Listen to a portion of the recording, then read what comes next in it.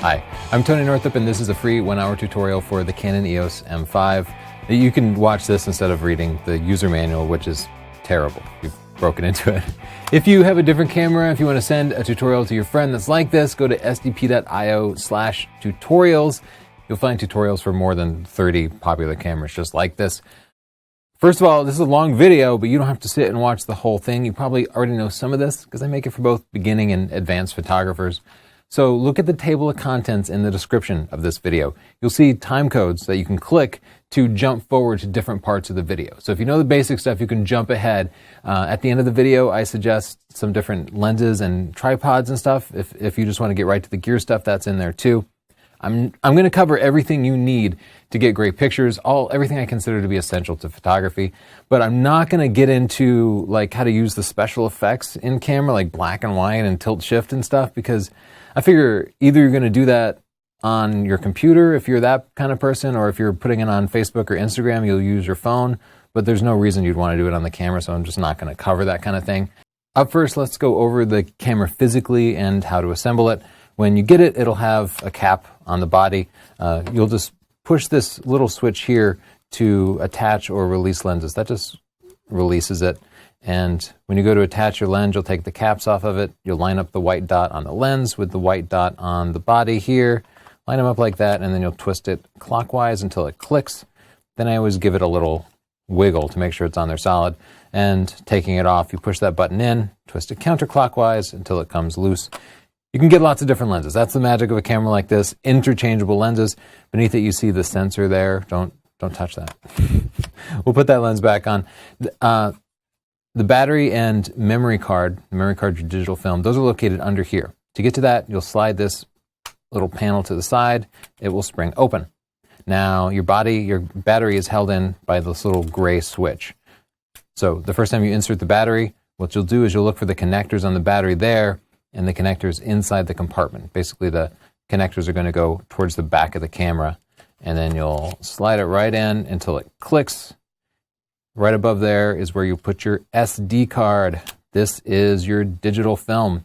Push it label side towards the front of the camera in until it clicks, and then removing it is just pushing it in until it pops out like that. Then battery compartment closes just by pushing it down and then sliding it in. Physically, this has a tilting screen, so it flips down like that. You can also flip it up like this. That's super useful. If you want to shoot low to the ground, you can hold it like that without having to, lay on your belly on the ground. Or if you want to shoot over a crowd, you can flip it like that and take pictures of people over the crowd. And of course, you can flip it directly forward for things like selfies. Before you can use the lens, if you have this 15 to 45 kit lens, you'll see it retracts to make it small. There's a switch here on the lens. You'll pull that forward, and while you have it held forward, you'll twist the lens, and that unlocks it. So now you see you can't go back. This marker here is showing the focal length. 15 millimeters is wide angle, while 45 is more telephoto. So push that switch back up and then twist it until it locks in place when you want to just stow it away in your bag. This just makes it more compact. Your camera probably didn't come with a memory card, so you'll want to buy one. I'm just going to give you a little bit of advice around that. Everybody will at some point fill up their memory card, and at that point it's frustrating because you want to take more pictures, but there's no more room. You can take thousands of pictures, but eventually you'll fill that up. So I suggest getting a bigger memory card. I would like to get like either a 64 gig or 128 gig memory card for this camera. You don't necessarily need high-end memory card. Memory cards come in like slower speeds or really high speeds and like pro extreme versions of them. There's not really any justification for getting that. You can get an inexpensive SD card, but spend your money on a higher capacity card, something like this 128 gig card here. You can use my link here, sdp.io/SD, to shop for memory cards on Amazon. You'll see my links throughout this video. If you use those, I get a few pennies out of every dollar, and that helps pay for this whole production. You can, if you want to transfer your pictures to a computer, which is how most people would be sharing them, you can hook a USB cable right into the camera. The USB port is over here. You can see it's a micro USB cable. Your camera came with that cable, though it's a pretty standard cable. That's kind of a pain. I never really like to do that. Instead, I much prefer using a memory card reader, a USB 3 memory card reader, you'll find the pictures unload like 10 times faster, and it's less wear on that stupid port, and it's just much easier. If your computer doesn't have an SD card reader built into it, it probably does, but if it doesn't, this is a great one, stp.io/SD reader. It's very fast, and we just like it a lot. It's also easy to travel with if you use a laptop. There's a couple ports on the outside of the camera that I want to show you. Underneath the left side here, there's a little panel. The meaning of the ports is indicated on the outside of the panel. So as we flip this open, you'll see a port here for a remote shutter trigger. That's a little thing that looks a little smaller than a headphone jack. The USB port, as I just mentioned, for connecting it directly to your computer, something like you can tether with the software that comes with it, though I don't find that useful.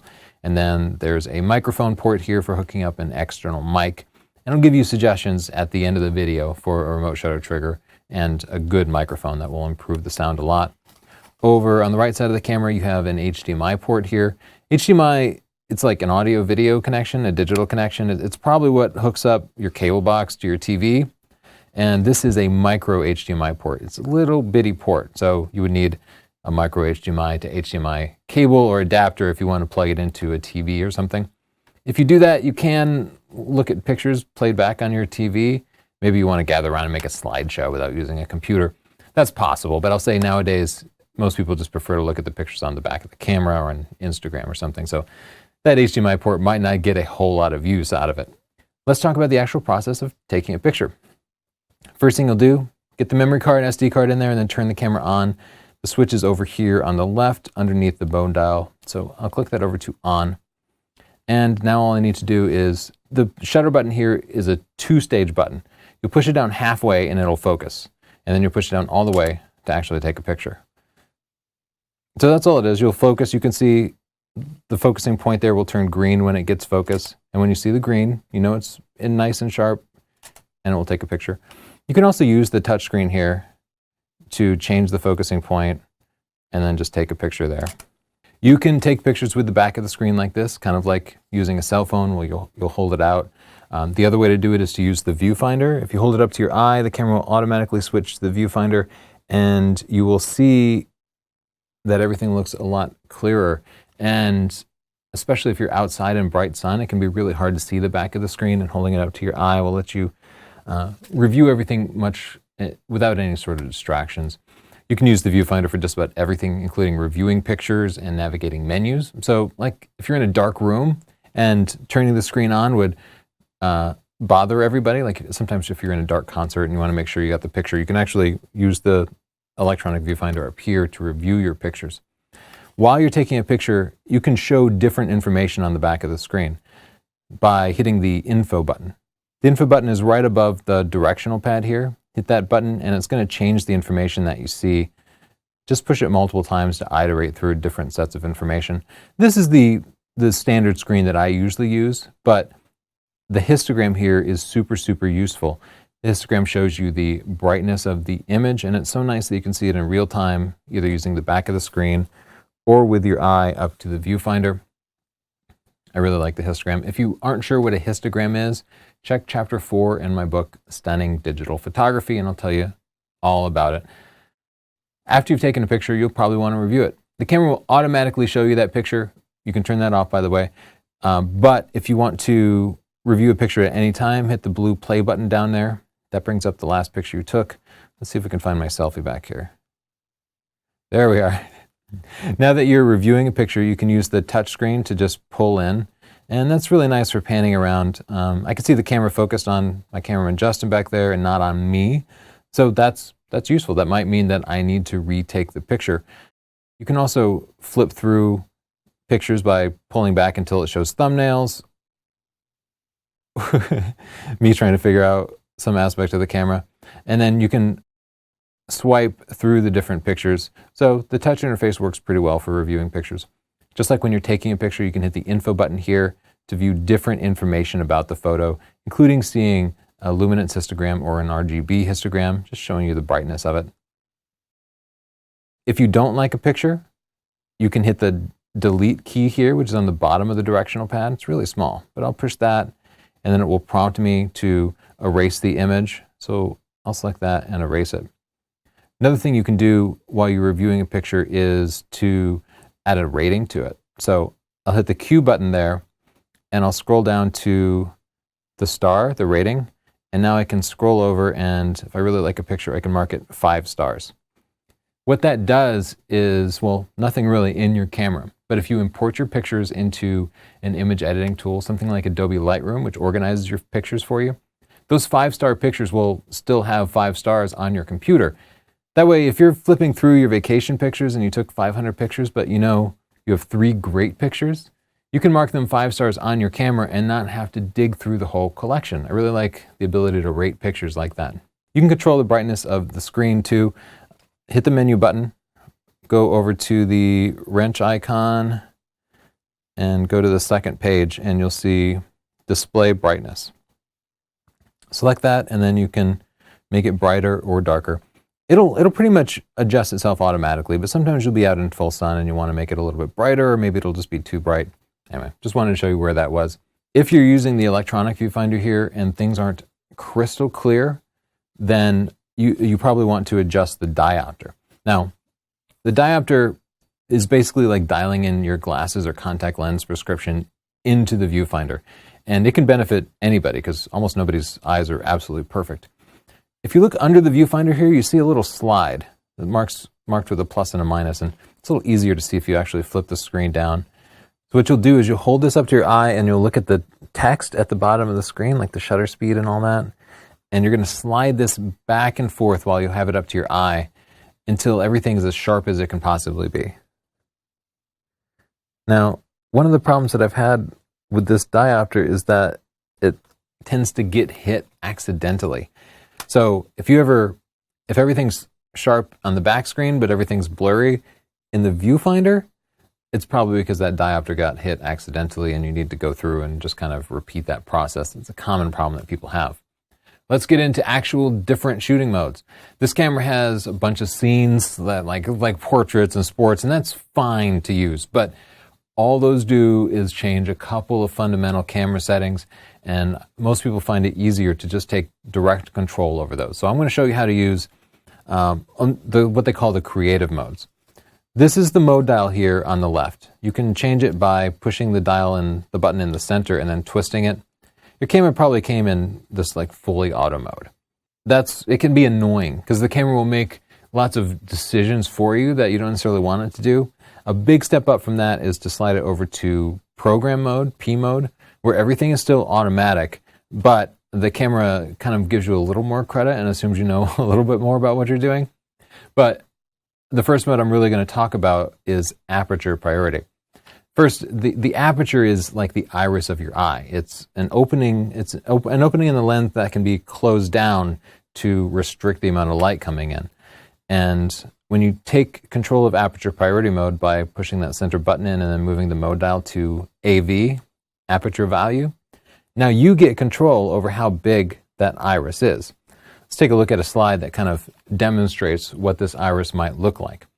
Over on the left, you see a big, wide iris opening, and then as we choose higher, what we call f-stop numbers, up to f32 here, the opening will be really, really small, letting in less and less light. I want you to notice something weird about the f-stop numbers. F2 is a big opening, while f32 is a really small opening, and then that seems counterintuitive, right? The big opening should be the big number. But if you look at the way the numbers are written, it's like f/2, f/4. It's almost like a fraction. So if you're a math person, you can think about that number as being in the denominator, because of course 1/4 is smaller than 1/2, and 1/32 is smaller than 1/4. That just helps make a little bit more sense. Now, besides just restricting the amount of light that comes into the camera, the other impact of changing the aperture is that you can control the amount of background blur. With a low f-stop number, you can get a very blurry background, and like the image on the left here, that isolates your subject, separates them from the background. It draws the viewer's attention to whatever you focused on and hides everything else. Choosing a higher f-stop number like f8 brings more of the image into focus. telling a little bit more about the context of the situation, a little bit more story. So on the first image, it's clearly just a picture of Chelsea, but on the second image, it's Chelsea in a New York City street. The background isn't too distracting, but we know more about where she is. In the final image on the right at f22, that high f-stop number brings everything into focus, making everything sharp. And now, not only do we have a sense for context, but we can actually make out individual cars and buildings. So you as a photographer get to choose which of those pictures you want to take by choosing Aperture Priority mode and then changing that f-stop value. So the way you'll do that is switch to AV mode here, and then you're going to move the main dial, this dial right on the shutter button here. So if you look at the bottom of the screen, right down here, it's really small, but you can see it's showing me the f-stop number as I change it. So if I scroll to the right, now I'm at f8, f11, f16, f22. If I go all the way to the left, I'll select the lower and lower f-stop numbers. Not all lenses support the same f-stop numbers. So this lens has a minimum f-stop number of f3.5 at the widest setting. If I zoom in all the way to 45 millimeters, now the minimum f-stop number is f6.3. It's a variable aperture zoom. Different lenses could go all the way down to f2 for the system, or you could even get faster lenses adapted from the Canon EF lens lineup like that one. And as a general rule, on this particular camera, you'll probably most of the time be using the lowest f-stop number because none of the lenses will be able to create the kind of background blur you see in my example picture here, but choosing higher f-stop numbers can increase the amount of sharpness that you get in the background in some situations. For detailed information about f-stops, visit this link here, sdp.io/fstop. That's just another completely free video that will teach you everything you could ever want to know about Aperture Priority and using Aperture. The next mode I want to talk about is Shutter Priority. Shutter Priority is like blinking your eyes. It controls how long the shutter is open, letting light hit the sensor. A really short shutter speed freezes motion, but doesn't let in much light. If you use a really long shutter speed, that's going to let more light in, but something that's moving fast enough will appear blurry in your image because it's capturing everything that happens during the course of that shutter being open. For detailed information about shutter speeds and camera settings in general, visit this link, sdp.io/settings. Now in Aperture Priority mode, the main dial here next to the shutter button, that controlled the f-stop number, the aperture value. If we push the center button in on the mode dial here and switch it over to TV, now the main dial changes personalities. Now it's going to control the shutter speed. So as I look at the back of the screen here, in the lower left corner here, it's showing me the shutter speed. And I can scroll it to the left and get a really slow shutter speed. Oh, now look, everything's getting really bright because it's letting in so much light that the picture is going to be overexposed. I can also scroll it all the way to the right and use a really fast shutter speed. Now, why you want sharp pictures, right? So most of the time you might want to be completely freezing motion, but high shutter speeds have a negative side effect, and that's that they require your camera to be more sensitive to light, to crank up what they call the ISO setting, the sensitivity of it. And that leads to really noisy pictures. So generally, you want to use the slowest shutter speed you can that doesn't allow unwanted motion. There are also times when a slower shutter speed will show motion in the image for the purposes of storytelling. And this is another creative choice that you as a photographer get to make. Here's 3 pictures of my daughter, like 7 years ago, when she was really young. We're on one of those spinny merry-go-round things. And I took pictures at 3 different shutter speeds, but we were moving at the same speed in all 3 pictures. The only difference was the shutter speed. On the left, at 1/8 of a second, the background is nice and blurred, and it tells the story of us spinning. It shows the motion. When I increased the shutter speed to 1/30th, there was much less motion. There's still a little bit of movement in there. You can tell that there's movement, but it's not as much. And at 1/125th, you can't see the motion at all. It looks like we were just sitting there completely still. So you can see, even though we were doing the same thing, the shutter speed changed the story, and it changes how viewers will perceive what was happening here. That's why photography is so much fun. You get creative control over the story that you tell. One more mode I want to talk about is manual mode. This is the high pillar of photography skill. At least that's what everybody thinks. In reality, manual mode isn't used all that often, even by the most skilled professionals. Manual mode is kind of for niche-y situations, but there are plenty of times when you do want to use manual mode.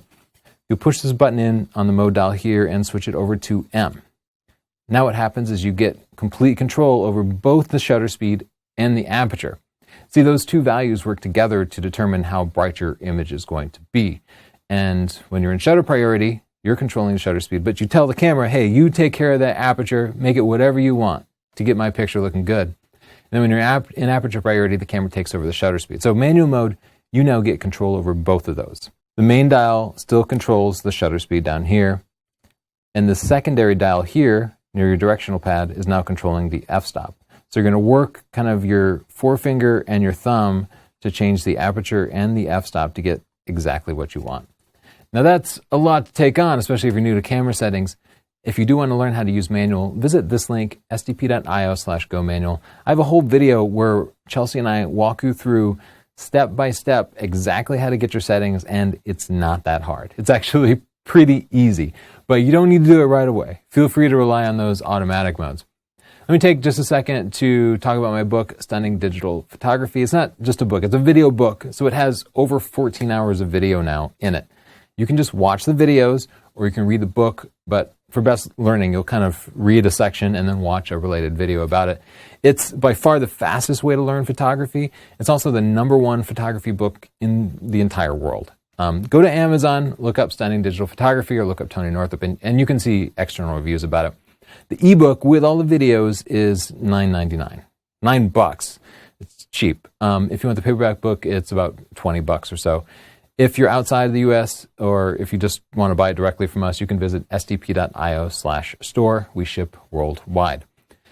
Let me just say that I'm teaching you how to use the buttons and dials on your camera, but that's like teaching somebody to drive by just telling them where the gas pedal and brake pedal are and just being like, go for it, go out in traffic. They're going to kill a lot of people, right? So photography, like driving, is more art than science. It's not about knowing which buttons to push. It's about understanding how and when to use it. It's about storytelling and light and posing and emotion and composition and timing and planning. And these are the things that make a great picture, not picking the right f-stop number. I teach you all of that in my book, Stunning Digital Photography. If you get into organizing your pictures, because you'll probably take more than a couple of pictures and then you'll have a hard time finding them later, Adobe Lightroom is perfect for that. And I can't tell you Lightroom, but I do have a book on Lightroom that'll make Lightroom much easier to use. I also have a book on Photoshop for people seriously into editing. And if you want to know about lenses, flashes, if you're interested in all that gear stuff, or you're having a hard time figuring out what you should buy next, check out my photography buying guide. These are all available on Amazon or at my store, and they're outrageously cheap, and they all include tons of videos. Also, just subscribe, because subscribing is completely free. I'm going to give you a couple more completely free links to information on different styles of photography. And first up, if you're interested in night photography, actually taking pictures at night, visit sdp.io/np. There's a video there that will get you started. If you're interested in landscapes, sdp.io/ls. Free videos. And for wildlife, visit sdp.io/WL. Now let's talk about bulb mode. If you noticed in shutter speed, you can, in manual mode or shutter priority mode, if you keep going left with the main dial, you can go all the way down to 30 seconds. And that, when you push the shutter, that will keep the shutter open for a full 30 seconds. And then 30 seconds later, it'll close the shutter, and if you're taking pictures like in the woods at night, 30 seconds can be the right shutter speed for to properly expose your picture.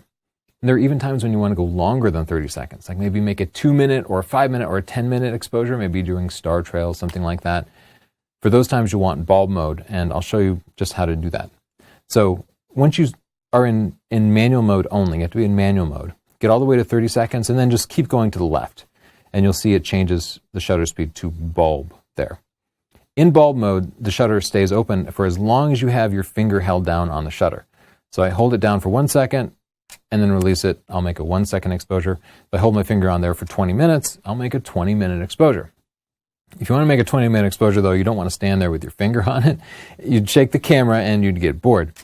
What you should do instead is get yourself a remote shutter trigger that can lock open. And at the end of this video, I have a link to a remote shutter trigger that you can use. It's only like 20 bucks. Don't buy the Canon one. It's overpriced. Let's talk about different shutter modes. By default, I'm going to put this back in just AV mode here. By default, if you push and hold the shutter down, it's just going to take one picture. And that's fine, except I almost always like to rattle off 2, 3, 4 pictures at a time, just in case one is shaky. Especially with living things like people, sometimes they'll be blinking during one picture. There's no excuse for that in the digital world. We don't have to worry about wasting film. Somebody might blink, so you'll rattle off 3 pictures and then you'll just pick the best one and delete the other ones because you can't time everything perfectly. So I always switch these cameras out of single mode and into what we call a continuous shutter mode, where we'll rattle off more pictures. The easiest way to do that on this camera is to hit this Q button here in the middle of your directional pad. You're going to be using this button a lot. Get to know that button. You push this and a little menu will pop up. And now over on the left side here, see that box? That's indicating a single picture. So I'll touch that and now I can switch it over to continuous high. And now when I hold down the shutter button, let's change that focusing point. There we go. It's taking a lot of pictures. It's taking them really fast. If you think that's too fast, if you want it to be slower, you can hit that Q button again. Select that, and then instead of continuous high with the H, just select the last one here. But for me, I'm cool with continuous high. That works pretty well. I pretty much just leave it on that mode all the time. Another shutter option is to use a self-timer.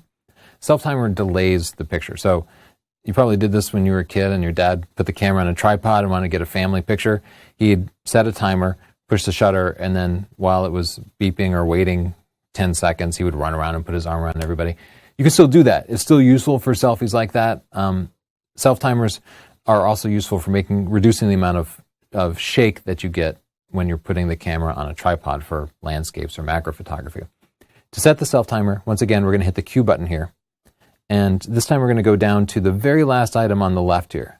It looks like a little clock. So I'll touch that, and now I can pick between a 10-second self-timer, which again, kind of running around and putting your arm around your family, that's what that's good for, or a 2-second self-timer, which is perfect for eliminating what we call shutter shake, when you take a picture on a tripod only and you don't want to shake it. This next option here allows you to choose how many pictures you want to take, and this is even better for those self-portraits. So you can see it says press the info button to set it.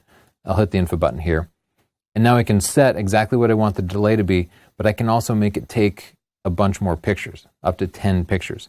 I was just saying, continuous shutter is useful because sometimes people blink. And those self-portraits where people have to run back and forth between their family and the camera, there's always somebody who blinks or put their fingers up or something. So when I'm taking one of those self-portraits, I always set it to take 10 pictures. And that way, when those 10 seconds expires, I have it set now. You can see it's blinking as it's indicating that it's winding down at 10 seconds. It starts blinking fast, and then bam, it takes a picture, waits a second, takes another picture. So that's perfect. Everybody will kind of figure out, oh, we have 1 second between pictures. You can go back and find the absolute best one, and you're guaranteed to get one that looks just great. Let's talk about different focusing modes. This camera actually has a really, really flexible focusing system. It's one of my favorite things about it. If you want to know more about focusing systems in general, watch this video, the free video at sdp.io/focus. Once again, you're going to be able to control the focusing mode by hitting the Q button in the middle there. And now, if you look over on the left here at the very top, you can see it shows, right now it says AF and then just a box. So you have 3 different focusing modes that you can choose from. AF in the box is a single focusing point, which you can control just by touching the screen to put that focusing point anywhere. Another way to do that is to hold the camera up to your eye, and now you can still kind of drag it around to set the focusing point. So it works whether or not you have your eye to the viewfinder. Another focusing mode besides that single autofocus point, that's my favorite mode. That's just the mode I use all the time. Let's get back into the Q menu here, select that. Another mode, and this might be the default for your camera, is Smooth Zone AF. So if I select that, now you can see it's picking a bigger zone. And, well, that works okay. But the problem with that is that the camera is more likely to focus maybe on somebody's hair or their body rather than their eyes.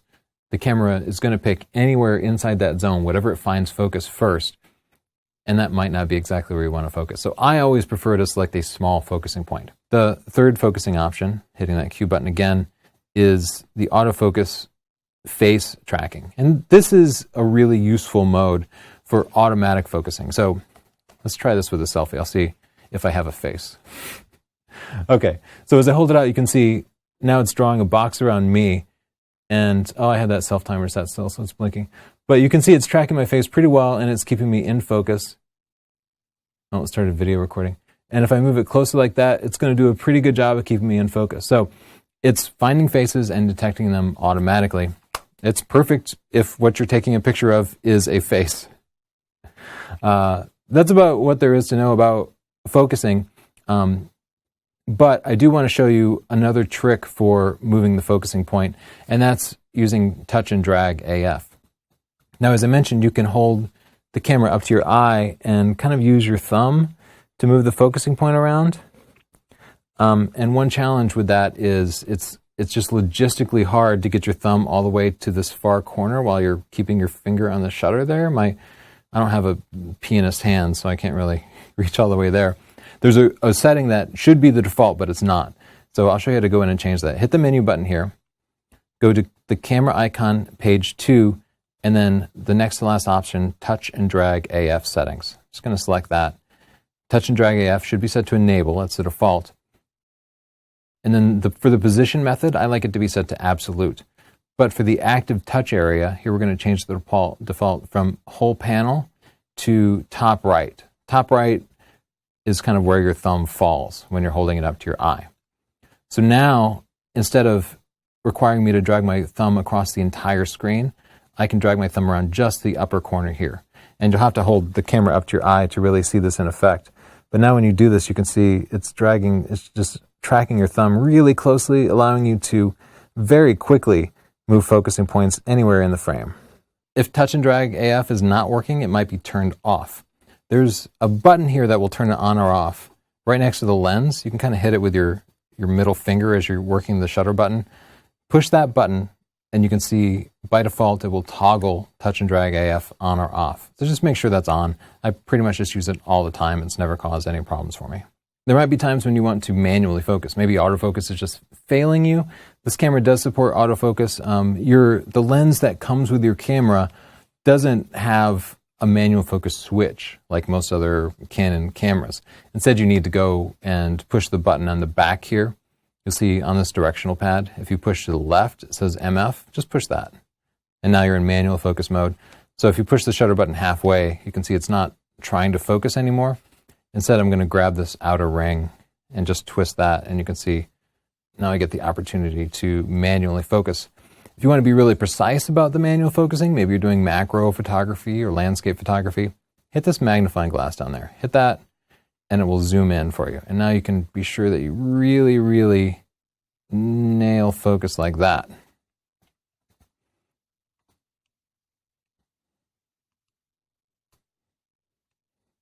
You can even zoom in further by twisting the main dial here after you hit the zoom button, so you can control how tightly you zoom in. When you're done using manual focus, just hit that button again to switch back to autofocus. If you are into manual focusing, this camera has a really useful feature called focus peaking, which will highlight the parts of the picture that are currently in focus. So it just makes autofocus to be a little faster. I'll say focus peaking is not perfect. You can see the part of your picture will be highlighted by focus peaking, and then when you get it back on your computer, you'll discover you still missed focus a little bit. So it's a focusing aid, but it's never going to replace the magnification. Magnification to 1:1 is the only sure way to be sure to. It's the only sure way to nail focus. So to turn on focus peaking, I'm going to hit the menu button here. The camera icon, scroll over to page 4, and then MF peaking settings. I'll select that. I want to turn peaking to on. And for the level, for me, high is usually right. And then the red color is fine. If you're taking a picture of a red car, you might want to change it to yellow or blue, but otherwise red is going to be fine. So let's zoom into the screen here. And you can see the focus peaking doesn't do anything in autofocus mode. But if I switch over to manual focus, now you can kind of see the red lines appearing as I get it in focus. See how those letters have red around them? And as I get through, you can see the whole screen kind of comes into focus. See that pink through there?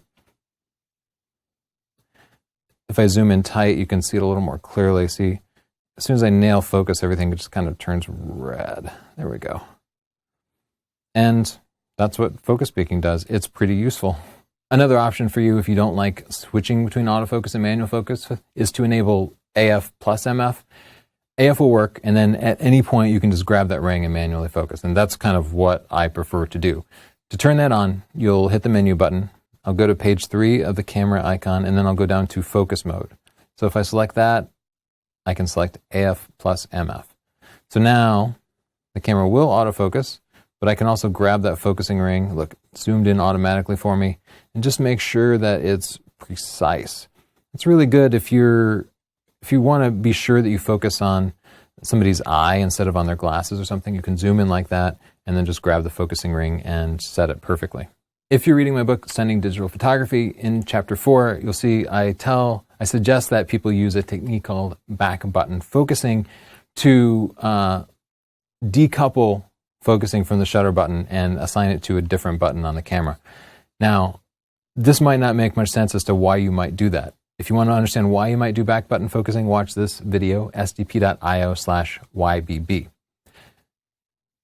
Basically, it's really useful because the camera always focuses when you push the shutter button halfway, but there are times in photography when you don't want the camera to refocus, when you focused once and you don't want to refocus it. And it happens often enough that it makes sense to assign a separate button for the focusing. With this camera, though, I find back button focus to be difficult enough that I just don't use it anymore, because really there should be a button right here for back button focusing. I will show you how to use back button focusing in case you really want to. What you'll need to do is to push this button instead. Unfortunately, it kind of requires you to hold the camera with 2 hands and take your thumb away from the camera body there. So to turn on back button focusing, you'll hit the menu button, and then you'll go up to this little custom settings here, and you'll go down to CFN2 Others. You'll select that and go to Custom Controls, this one, and then you'll select it. And the first thing you're going to do is you're going to turn off focusing from the shutter button. So I'll select that, and this is changing the behavior of it. What we want is, you can see by default it's AF and AE lock. What we should select is AE lock AF, the second option there. So now that we've assigned focusing to the star button and not the shutter button, one other step is to turn off continuous AF on the camera. Continuous AF will cause the camera to constantly autofocus no matter what you do. So you'll hit the menu button here, go to the camera icon, page 3, and then scroll down to continuous AF there. Select that and then turn that off. Now, what will happen is, you can see, even if I move to a blurry area, the camera's not going to autofocus until I hit this star button. Now everything quickly snaps right into focus. Let's talk about ISO. ISO controls the sensitivity of the camera to light. A low ISO number, like ISO 100, is great for taking pictures outdoors because it produces the cleanest possible images. A high ISO value, like ISO 6400, will let you take pictures in really dim environments. By default, the camera will set its ISO automatically, and that's good for almost everybody, including like serious pros. I almost always use auto ISO. There are times when you want to manually set the ISO, like if you're in a studio environment and working with studio lights, you need to take control of that. This camera makes changing the ISO so easy. By default, it's assigned to the dial function button, this third dial up here. And you can see just by turning the button, turning the dial, I'm changing the ISO value here. So by default, it'll be set to auto, which you can always get to by just scrolling this all the way to the left. You can also manually select a value just by turning it. I like this dial function to be set to ISO. That's what I just always keep it at. If yours is not set to ISO, just push this dial function button a few times and you can switch between the different options, which in this mode are ISO and white balance. So I'll just make sure it's set to ISO and then I can change that. That's really all there is to changing the ISO. Another option you need to know about is exposure compensation. If you have ever taken a picture and it ended up too dark or too bright, then exposure compensation is what you need. That you can fix that. The camera will sometimes, you'll have your friend in front of an overcast sky, and the sky is so bright that the camera will expose the picture for the sky, and you'll have a great looking sky, but then your friend will just be in complete shadow and you can't even see their face. You want to fix that with exposure compensation. And it's super easy to do on this camera. You just move this dial here on the top. It's marked. So 0 means no change. Just use the camera's auto exposure.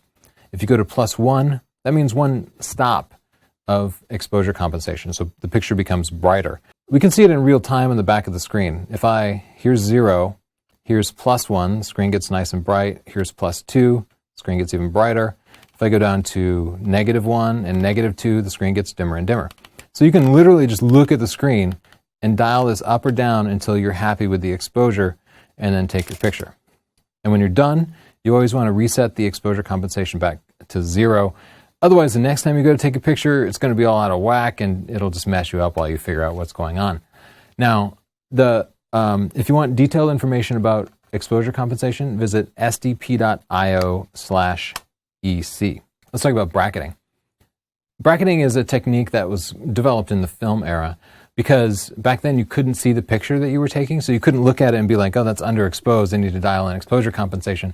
So you had to wait until you got your pictures developed, and then you'd be like, oh, that's underexposed, I have to go back and take the picture again, if that's even possible. So what photographers would do is they would take 3 or more exposures at different exposure values. They'd take one picture that was what they thought was properly exposed, they'd underexpose one picture, and then they would overexpose a picture. That way, when they got back to developing the pictures, if they were wrong at their guess of the exposure, they could pick one of the other pictures, and they'd be guaranteed to have one exposure that was right. Nowadays, we can see the exposure right away, so it's not as important. But we still do use bracketing for high dynamic range imaging, HDR. HDR allows you to get like noise-free pictures that you can print really large and have them look absolutely great. If you're interested in HDR imaging, check Chapter 10 of my book, Stunning Digital Photography. To turn on bracketing here, you have to go into the menus, unfortunately. You'll hit the menu button, you'll go to the camera icon, and then page 4. The last item down here is poorly named AEB, Auto Exposure Bracketing. I wish it just said bracketing. Turn the bottom dial here to increase or decrease the exposure bracketing. And what I usually do is I do right out here to ±2 stops. In the digital era, that's kind of the best way to do bracketing. And then you need to be sure to hit the set button right here in the middle. If you don't hit that set button, it will forget your bracketing settings. So now I'll focus it and take 3 pictures. And you can see as I review those images, my first picture using the camera's auto exposure, a picture that was underexposed, and a picture that was overexposed. Just like I told you to set your exposure compensation back to 0, you can go into the menu, go back here and reset your AEB, your auto exposure bracketing, back so that the next time you're taking pictures, you aren't bracketing everything that you do. An alternative to bracketing, and something I recommend to just about everybody, is to change your camera from taking JPEG pictures over to taking RAW pictures. JPEG is this file format that we all use to share pictures on the web. Just about every picture you see is in JPEG format. JPEG compresses your pictures so they're nice and small. That makes them easy to share. But that compression also throws out a bunch of good information, like lots of detail in those blown out clouds or your friend's face that's hidden in the shadows. It probably actually captured all that detail in your friend's face, but the JPEG image throws it away. If you change your camera to shoot RAW pictures, you will capture all that detail, and you can use a tool like Adobe Lightroom to bring back those details and get great looking pictures. So to turn that on, something I suggest everybody do, I'll hit the menu button here, and I'm going to go right over to camera, page 1. It's the first option because it's the most important, right? By default, you'll probably have it just set to JPEG. I am going to move the main dial here to switch it over to RAW. So now that it's in RAW recording, right now I have it set to record both a RAW image and a JPEG image. So every time you take a picture, it will take 2. That way, if I'm not sure, if I haven't yet figured out how to do raw processing in Lightroom, then I still have a JPEG that I can fall back on and share easily. If you get to the point where you're comfortable processing raw files in Lightroom, I would just turn that JPEG off and save yourself a little bit of space. So even if you don't use Lightroom now, even if you don't know how to edit raw files now, if you think you might in the future, it's nice to take raw images now because you can always go back and edit your images. I promise you'll have some great image that future you will want to do extra editing on, and raw files make that so much better. For detailed image examples about why raw files are better than JPEG files, visit this link, sdp.io/rawvjpeg. It'll all make sense when you watch that video. Let's talk about metering modes. This is something you can just skip past because there's no need to ever change the metering mode on this camera. I've already taught you everything you need to know. But if you're an old school camera junkie and you like to use spot metering and stuff like that, I'm just going to show you where it is. Getting back onto the main screen here, I'm going to hit the Q button. And now this icon here on the right in the middle with the circle, I'm going to push that. And this allows me to select different metering modes. So spot metering will decide the exposure for the entire scene from a little tiny spot in the scene, whereas the default here will more intelligently use all the information in the scene to create a balanced exposure. And I always use evaluative metering. I never use spot metering, not since the film days. Flash. This camera has a built-in flash. You can turn it on at any point by hitting the flash button here, and it pops right up. It doesn't necessarily mean that the camera is going to take a flash picture, though, because that's going to depend on whether or not the flash is turned on, but it's probably on by default. If you look at the upper left corner of the screen there, you'll see the lightning bolt, which has become the international symbol for flash for some reason. And right now it's on. But if it's not on and you want it to be on, just hit the directional pad here and push it over to the right. And now you can see you can choose between on, slow synchro, or off. What slow synchronization does is it takes a picture at the end of your exposure, and the only time you'd really want it is if you're doing tricks with night photography where there's a moving subject, you want to illuminate them at the end of the frame instead of the beginning of the frame. Otherwise, you're going to be either turning your flash off or turning it on. Now, there's no real need to ever select off here because you can always just push the flash down like that and then the flash will be off physically. So pretty much you can just always leave flash on. Let's talk about flash exposure compensation because by default when you take a flash picture, the camera is going to look at the scene and be like, oh, you need a whole bunch of light. I'm going to just fire off this super bright flash and blind everybody and blow everybody's face out. And I find that the default flash setting is almost always too much, and I almost always benefit by dialing it back a little bit. So to adjust the flash exposure compensation, here's what you're going to do. Just hit that flash icon on the directional pad there, and now see in the bottom right corner, that's showing you your flash exposure compensation. So I'm just going to hit that and then move the main dial to increase or decrease the flash exposure compensation. And I like it to be at about -1 1/3. I find that just generally improves your picture quality. White balance is another thing you don't have to worry about. So feel free to skip this section, but if you want to adjust the white balance on the camera, it usually gets it right. You'll hit that Q button. Look at this icon on the upper right here. It says AWB by default for auto white balance. Now you can change the white balance to select whatever mode best suits your lighting condition. The icons are pretty self-explanatory. If you're getting pictures where everything has a weird tint to it, it's probably the white balance, and that's how you could manually fix it. But if you shoot RAW, it's really easy to fix it later, or even if you shoot JPEG. Let's talk about how to record videos with this camera. This camera has a dedicated video mode that you should use. So I'll push that mode dial in the middle there and then twist it over to the video camera. Now it's in video mode, and I can start recording by just hitting the record button there. And that's pretty much all you need to know. The camera will pretty much do everything else for you. There are a couple of tricks I want to show you though. For one, you can record video in manual mode. I'll hit the Q button here, and this top icon, if I touch that, I can select between movie mode, movie manual exposure, and then time-lapse movie mode. Time-lapse is, of course, take a video over a long period of time, like an hour, and kind of speed things up. So that's how you get through the 3 different modes. This camera actually does not have an interval timer. The closest thing is the time-lapse thing. If you do want an interval timer, get the remote shutter trigger that I discussed at the end of this video. This is it. It's right here. I guess we're at the end of the video. This is the remote shutter trigger you want that will add that intervalometer feature to it. It should be around $20. Go to this link here, sdp.io/m5 trigger. It's going to connect to the USB port on the side of your camera. If you're reading Stunning Digital Photography, you'll see I make a couple references to mirror lockup. You don't have to do mirror lockup on this camera. It's a mirrorless camera, therefore it has no mirror. Just wanted you to know that. You can use Wi-Fi to transfer pictures from your camera over to your smartphone, and that makes it easy to post pictures to Instagram or Facebook even when you're traveling. So let's show you how to get that set up. The first step is to get this Canon app there. You see the icon. Get that installed, and I already have it installed. It's called Canon Camera Connect. As you start up the app, you'll see it says camera not connected. First thing you'll need to do is to get the camera to connect to the device. And the easiest way to do that is to push this wireless button on the right of the camera there. So you'll push that, and the camera will fire up, and look for other devices with Bluetooth. So what it's done is it's talking to my phone now, and what I'll need to do to connect to the camera is to connect to the wireless access point that it's set up for me. So the SID is the name of the network there. If you have an Android phone, this might happen for you automatically, but if you have an iPhone, you'll just have to do it manually. You can go into the Wi-Fi settings here.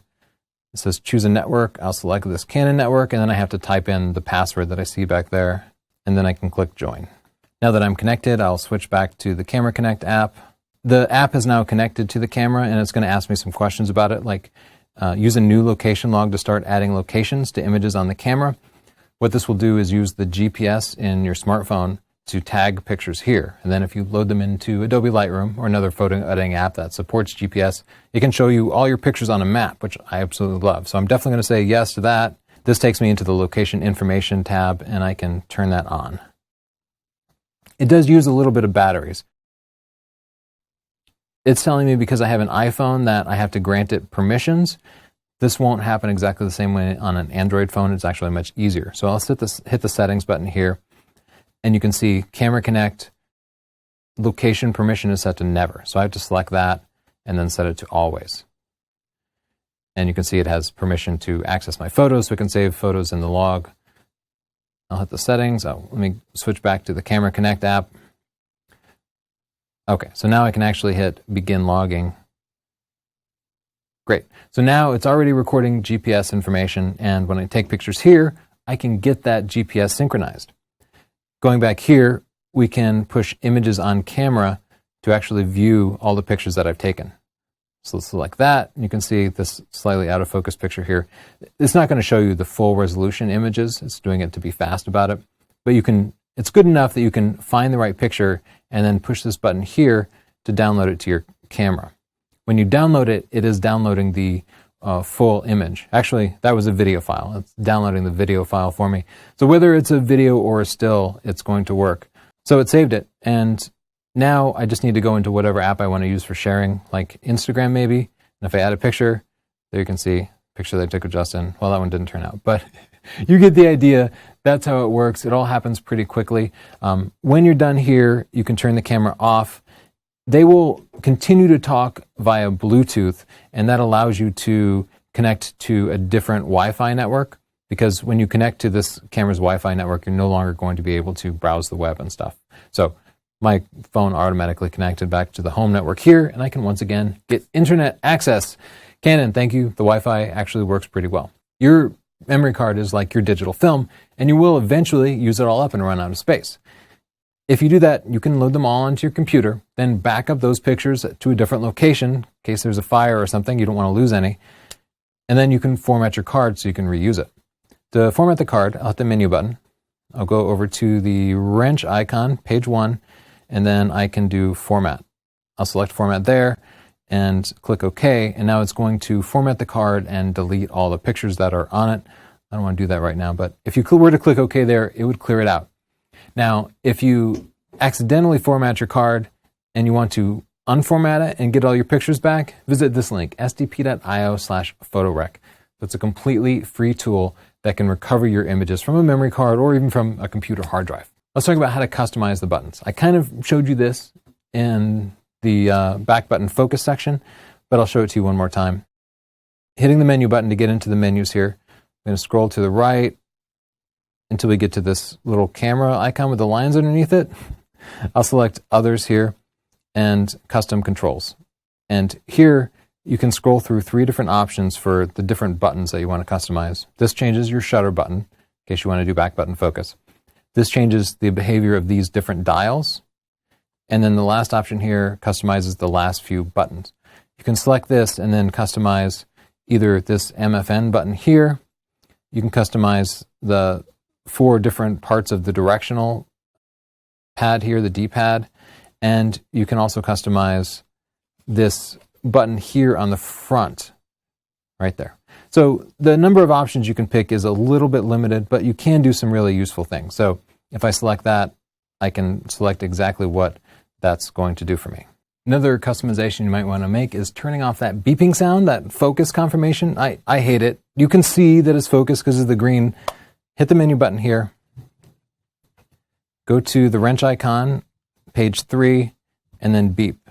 Turn that beep to off. You can see I already turned it off because that's how much I hate it. It's terrible if you're a wedding photographer and everybody's in the aisles like beep, beep, beep, beep, beep. Another thing you might want to do is to set copyright information on your camera. Now, in most places, your image is copyrighted as soon as you take it, but you can add your name to each of the images automatically, and that can help somebody find you if you lose your camera.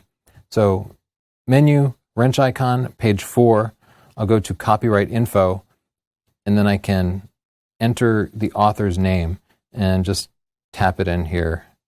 Fine, I'll just be Toby because I don't feel like backspacing. Good enough. Menu is okay. So now I can go up and display the copyright info, Toby Nordgrupp. Those menus can be really confusing. There's a lot of different menu items. If you have a hard time finding your favorite menu items, add them to a custom menu called My Menu. To set up My Menu, you'll hit the menu button, and then you'll go all the way to the right to this green star icon here. The first thing you'll do is you'll add a My Menu tab. Select OK. So now you have your first tab, and then you'll select Setup. Now you're going to select the menu items that you want on that tab. Maybe you frequently change the image quality and the display mode. Maybe those are the 2 things you do. I'll hit the menu button to go back, hit it again. So now as I'm scrolling through the menus, I can quickly jump over to the star icon here, and I see those 2 menu items ready to go with no sorting through. A couple of weeks from now, you'll realize you're going into the menus regularly. Those items, instead of hunting for them, stick them on My Menu, and it'll save you so much time. I want to give you a couple of tips for saving power on this camera because the battery is kind of small. You can definitely run out of batteries halfway through. I like it in its default setting, but it does use a lot of power. So the first thing I'd like to do is to go into the wrench icon, page 2, and go to Eco Mode. Eco Mode, I don't know that it's saving the planet or anything, but it is saving you some battery power. Turn that on. You'll see that the camera will power down a little bit faster. Oh, look, it just got dim really quickly there. That's its way of saving some power. If you're trying to get through a long day, that's going to save you a lot of trouble. You can see display will turn off until it reactivates. So it does get annoying when you have Eco Mode turned on. In fact, I'm just going to turn it back off. Another thing you can do is to turn the screen brightness down. That will save you some power. Next, I would turn off automatic image review that plays back your images. You don't really need it because what you see is what you get with this electronic viewfinder, so you already know if you nailed the shot or not. Go to the camera icon, page 2, go to image review, and just turn that off. Together, those things should save you quite a bit of power and just improve your chances of getting through the day. Would still recommend getting a second battery. Now, Canon might occasionally release firmware updates for this camera, but your camera's not going to pop up a notification that says there's a new firmware update. Just go to the Canon website for your local country and search for EOS M5 firmware updates and see if there are any. It's the support page for the EOS M5. There's a firmware tab there that you can click and just see. Right now there aren't any, but at some point there's definitely going to be a firmware update, and that's the only way to know about it. I do want to talk about adapting Canon lenses before we go any further. Your kit probably came with a single EOS M lens. Now, Canon makes big DSLRs. They have for decades, and they have a massive variety of lenses, but you can't just take one of these DSLR lenses and put it on there. It doesn't fit. you need the EF-M adapter, which costs you about $200, or you can get a knockoff version that's like $40 and works okay. Just like a lens, it has a white dot here that lines up with the white dot here. You line those up, you'll twist it to lock it in, and now you have a regular Canon DSLR mount. You can take the one that's a red dot on this lens, line it up with the red dot here, and then twist it. You can use either full frame EF lenses or APS-C EF-S lenses, and they work pretty well. The autofocus isn't exactly what you'd get on a full DSLR, but it's actually really fast and does the job, and that opens up your world to just hundreds of different specialized lenses. So I wanted to introduce you to that and show you just how easy it was to use. You can also adapt non-Canon lenses, but you won't get autofocus. So if you have like an old FD lens or just about any type of like an old Pentax lens or something, you can probably get an adapter that will allow you to stick it on this camera. Like I said, you won't have autofocus, you won't have control over the aperture, you won't have any electronic control over it, but it will work, provided you manually focus and manually set the aperture. One setting that you need to change is to allow the camera to shoot without a lens, because it's going to think there's no lens attached. So I hit the menu button here. I'm going to go over to the custom settings icon here, select CFN2 others, and go over to the third option, which is release shutter without lens. I'm going to turn that to enable. So now the camera will fire basically with no lens that it knows about. Now I want to cover some accessories that you can get for your M5 that will make your life much easier. I mentioned it before, but software, you're going to have hundreds, thousands of pictures that you need to sort through, and finding those pictures later, doing light editing, can make a huge difference in your photography. And Adobe Lightroom is what everybody uses, pros, amateurs alike. I suggest getting it bundled with Photoshop in the Creative Cloud Photography plan, which is less than $10 a month in the US. SDP.io/Adobe deal will get that for you. And of course, I have a book on Lightroom, so check that out. I would strongly suggest getting an extra battery for this camera. The battery life is pretty good, but you will run out of batteries at some point, so buy an extra battery, keep it charged, and throw it in your bag. I would only get the original battery. I would not get a knockoff battery. The knockoff batteries, in my experience, die suddenly and sporadically, and that's terrible. So visit stp.io/LPE17 to pick that up. If you're going to be traveling with it, the charger that comes with it is a little bit bulky, and it doesn't USB charge. In fact, this camera also doesn't USB charge. But we all kind of travel around with USB battery packs, and we have USB chargers in our car. If you want to be able to charge the battery via USB, here's a USB charger for the battery, stp.io/M5charge. It's also really small. I carry one with me. It slips in my bag. It takes up less room. If you want to do macro photography, Canon does sell you a macro lens, but what I recommend people do is instead get extension tubes. Chapter 11 in my book, Chapter 12 in my book, Stunning Digital Photography, shows you how to use these extension tubes to get incredible close-ups with unlimited amounts of detail with the smallest subjects. It's super fun. It's a great rainy day project, and some good extension tubes will cost you less than $40. I think these are like $25 on Amazon. So go to stp.io/mtubes, and then Chapter 12 in SDP will teach you how to use them. I mentioned this remote shutter trigger a couple of times. It comes in a variety of different brand names because it's some Chinese company manufactures it, and then other companies slap their name on it. But it looks like this. We have like 3 or 4 of them. They work fantastically, and they're less than $20, so much cheaper than the Canon branded one. stp.io/M5 trigger. That gives you a remote shutter trigger, so you don't have to move the camera by pressing the shutter. It will also allow you to lock the shutter open for bulb mode, and it comes with an intervalometer, so you could make a manual, high-quality time-lapse. That's a feature that this camera seems to lack. A couple of lenses you might want to consider. Your kit lens is a good lens. If you want to go wider angle, maybe you're shooting streets in Europe or you want to do wide-angle landscapes, check out their 11 to 22 at that link there. Super wide-angle stuff. More telephoto, things like sports and portraits, get the 55 to 200 at that link.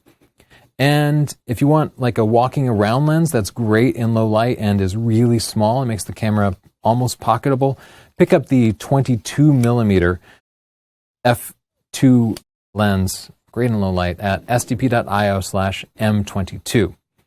And here's a link to that adapter I talked about, stp.io/EFM. That's the like real Canon one, but like I said, there is a generic version that's quite a bit cheaper.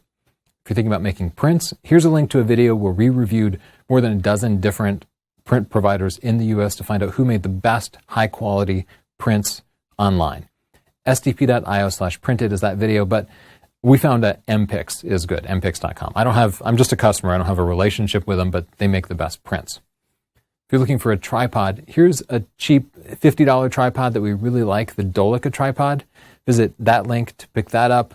Or if you want a higher quality travel tripod, this is a really lightweight camera, so you don't need a big, heavy tripod, but we love the Manfrotto Be-Free. It's more expensive, several $100s, but if you travel with it and you're carrying it around all day, you're going to be glad that you got that nice carbon fiber one, sdp.io/befree. Finally, this was a lot of information. I hope it helped you. To pay me back, just hit the subscribe button. You'll see free videos that we release covering all sorts of photography topics, product reviews, and every Thursday at 5 o'clock Eastern Time, we will review your pictures live. That's all completely free. And, of course, I have lots of books that you can buy. This is a much faster way to get started making fantastic pictures than trying to poke around unorganized YouTube videos. My content is extremely structured, and we walk through the basics and everything you need to know, and I promise it will do so much for your pictures, even if you just work through chapter 1. It's incredibly cheap, especially compared to all this expensive camera gear. The ebook's just $10. sdp.io/store to buy any of those books, or just search for my name on Amazon, Tony Northrup. Thanks so much. If you have follow-up questions or tips for other people, write a comment down below, share it with your friends, etc. Bye.